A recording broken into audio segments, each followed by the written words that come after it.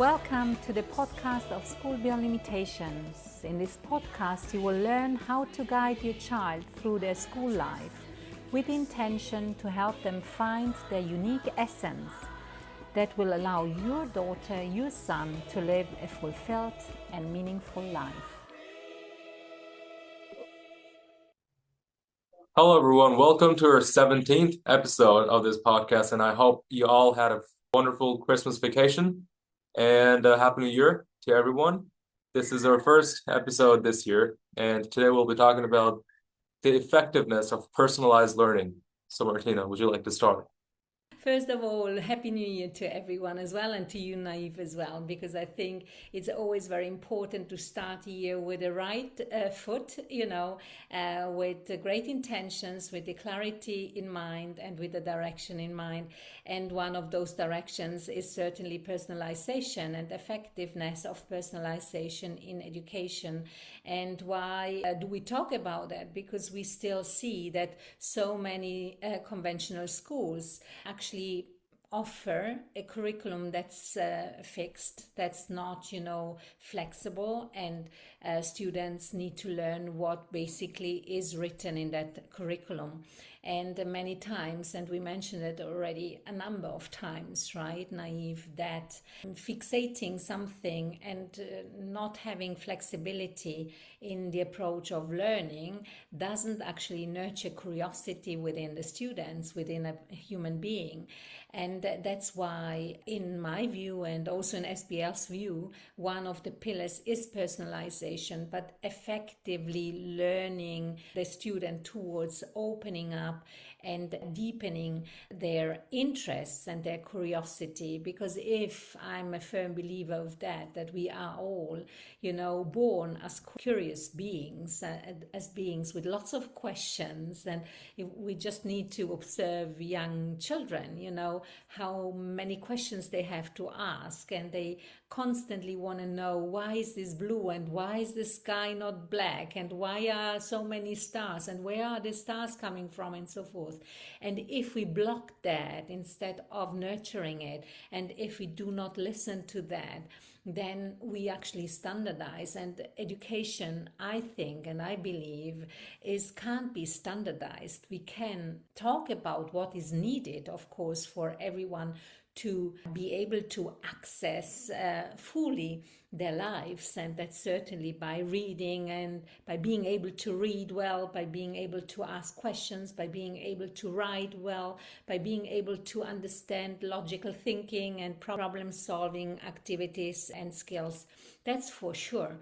But at the other hand, it's about nurturing this curiosity. And the only way of nurturing the curiosity is by personalizing the approach to learning to everyone, and to the students and to the children as a parent. Because if those parents who have more children, they know exactly well that all the children are different, and those working in the educational field like I do, I need to say, over the past 40 years of working in this field, for over 40 years, I've come across so many different situations, and nobody was the same, and we know that nobody is the same. So effectiveness, personalization, if it's applied effectively by nurturing this curiosity and this inspiring, way forward, that's a gift, not only for the person, but for the society, because the person feels still, alive. So that's why it's so important. I would like to ask you, Nayeef, you've gone through a system, so-called system, School Beyond Limitations, where personalization is one of the key pillars. How did you experience that, and what would you say about the effectiveness of personalization out of a former student's perspective, which now has, unfolded in your day-to-day life, I guess? So first of all, I think when we hear the word personalized learning, it's oftentimes mistaken as isolating the children or isolating the student to a separate place because perhaps they need special care or something. It's not. I think every single student needs a personalized learning session. even if it's just, once or twice a week, they just need it because it just helps them to understand themselves better and how they work. And I think it also helps them to build a better relationship with their facilitator, with their teacher, which is, again, very important because I always use school as a metaphor to, families, and you need to have a good relationship with your parents because that's where a lot of the learning or a lot of the influence comes from, you know.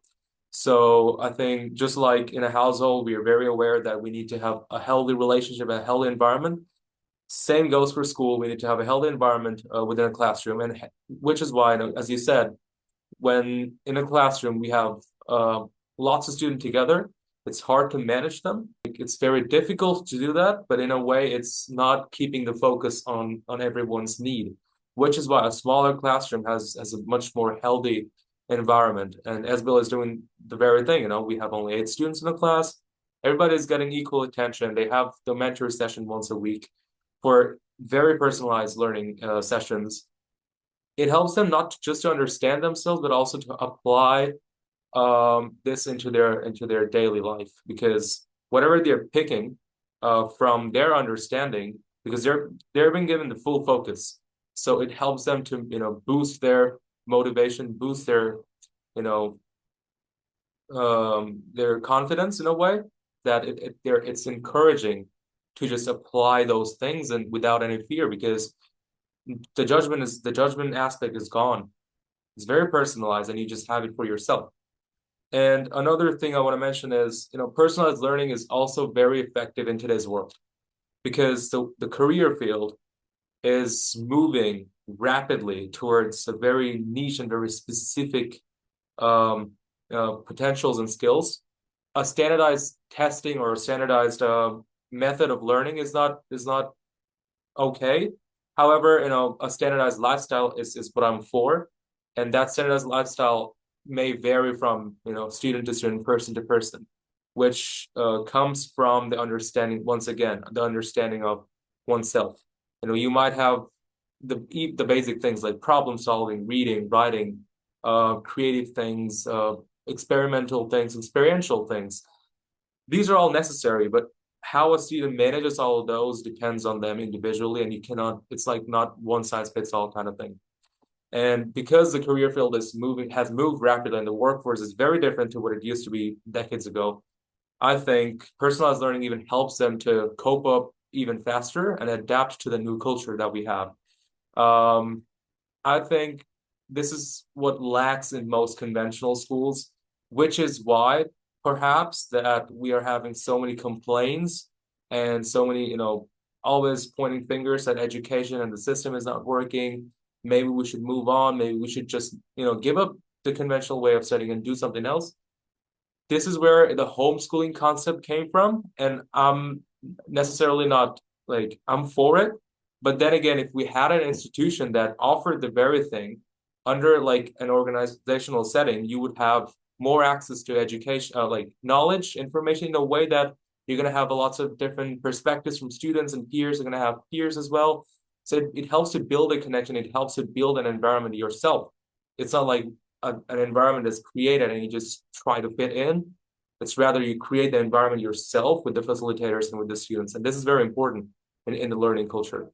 Yeah, and I think you just approached something important. I mean, we don't want to now discuss what is better and what is worse, but certainly I think one aspect of personalization, as also you mentioned and I mentioned before, it's not only to build confidence within yourself, but if you have confidence within yourself and you are open to see that also in the other person, then that dialogue happens. And the most important thing actually in today's world, and not only in today's world, it's always been, is being able to holding this kind of communication, to keeping the communication open towards the other person, towards the other group, towards other people, by keeping an open mind, by being, as the South African term, Ubuntu. I see in you what I see in me, or we are basically one united entity. So if that's there,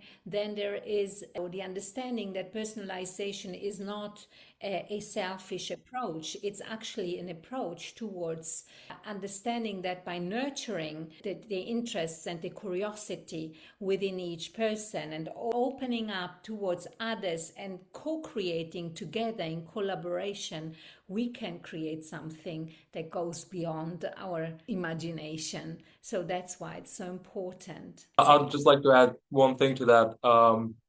Personalized learning also helps you develop that soft skills we are losing or we have lost. That we have lost the skill of soft skills.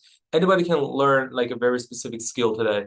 You have access to internet, you have access to technology, you have access to specific courses, and you can just learn a skill off and just get into a work field. However, I think a very important word you mentioned with this communication. And it's a part of soft skill, understanding someone's perspective or being open towards understanding someone's perspective, emotional intelligence. These are all the soft skills that should be in a student or in an individual embedded, because that's what helps them develop and see things differently. And not just, they just don't try to fit in and contribute like with their skills, but rather they understand how things are working, and it helps them develop, it helps them to unify.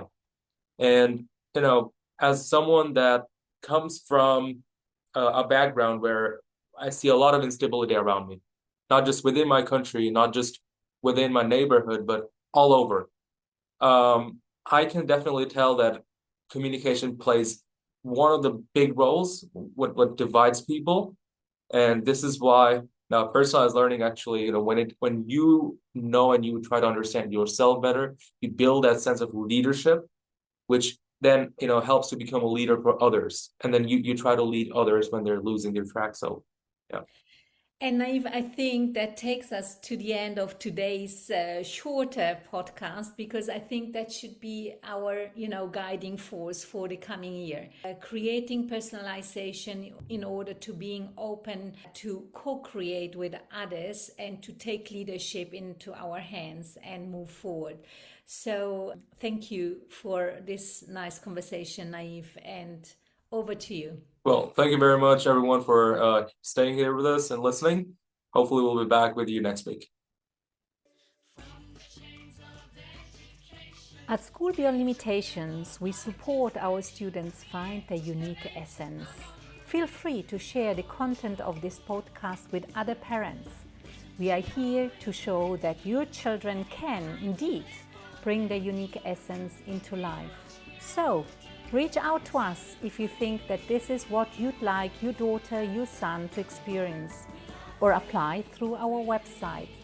Also, leave your comments, your questions, or your review about the podcast. Share it with others. And, as you know, sharing is caring.